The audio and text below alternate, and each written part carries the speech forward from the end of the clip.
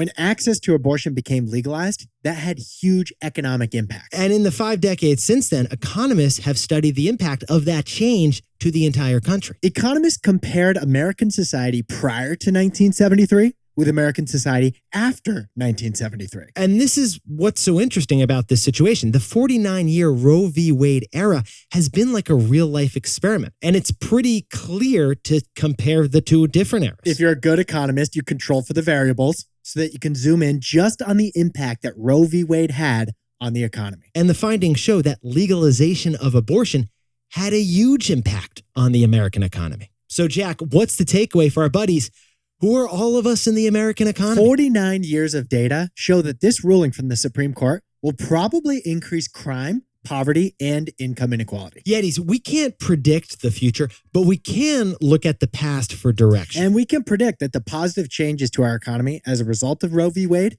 could be undone now that it's getting overturned. Maybe the most major study on this, 2001, Stephen Levitt and John Donahue, they determined that legalized abortion reduces crime by 50% in the coming years. You may know Stephen Levitt from Freakonomics, the famous behavioral economics book. And that study showed that Roe v. Wade didn't reduce crime immediately, but it did reduce crime 20 years later. The reason Roe v. Wade reduced crime in 20 years is poverty. Which leads to a 2014 study by Bailey, Malkova, and Norling that showed that access to family planning, that reduces poverty. If women can control pregnancy, they are less likely to enter poverty. And then they're less likely to raise kids in poverty. And growing up in poverty, that's what tends to lead to crime. And the third reason this ruling will probably hurt the economy, it'll probably increase income inequality too. Women simply bear the majority of the childcare burden in America. Yeah, and more unwanted births will lead to more women having to take more breaks from the workforce. Now, this is so much more than an economic issue. We know that. There's way more here that could be unpacked. But just looking at the economics,